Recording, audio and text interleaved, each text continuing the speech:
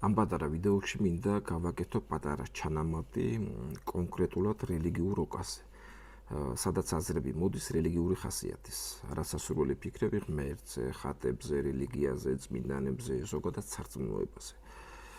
ჩემო ძვირფასებო, აქაც ზუსტად ის მეთოდი მუშაობს, რაც კურსში არის აღწერილი. ჩვენი ფსიქიკა ასე მუშაობს, აზრი, რომელიც მე მომდის თავში.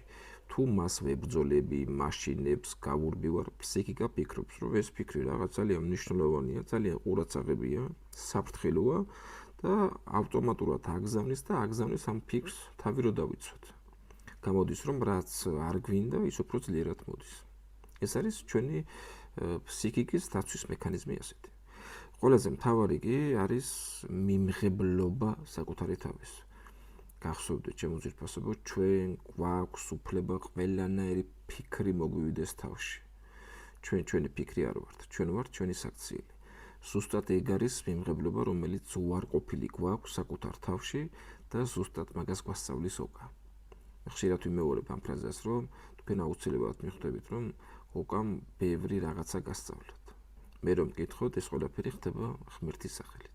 უბრალოდ რელიგიური ხასიათის ოკას პრობლემა იმაშია, რომ ჩვენ ბავშვობიდანვე გვაშინებდნენ ღმერთით.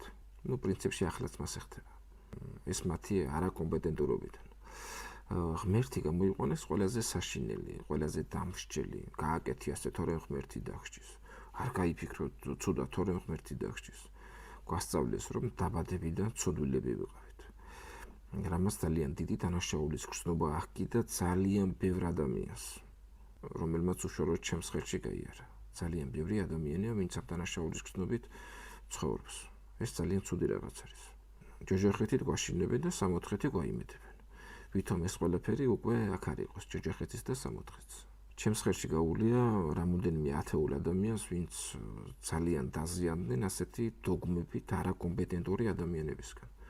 როგორებიც მაგალითად ხშირად იყვნენ რელიგიის მასწავლებლები, რომლებმაც ბავშვების ჩამოუყალიბებელ ფსიქიკაზე ძალიან დიდი დაღი დაასვეს, სადაც ჯოჯოხეთით და მეორედ მოსვლით აშინებდნენ, რომელიც შიშებით შემდეგ მთელი ცხოვრება მიყვებოდათ, სანამ თერაპიები არ გაიარეს და არ დაამუშავეს ზუსტად ის შენახული ირაციონალური შიშები.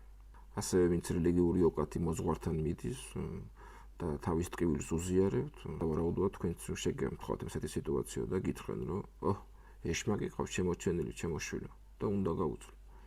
ეშმაკი არა ბეშმაკი გიდა. ეს არის სრული უბიცობა. როგორც ხსნიდნენ ადამიანის ფსიქიკის პრობლემას მე-4 საუკუნეში,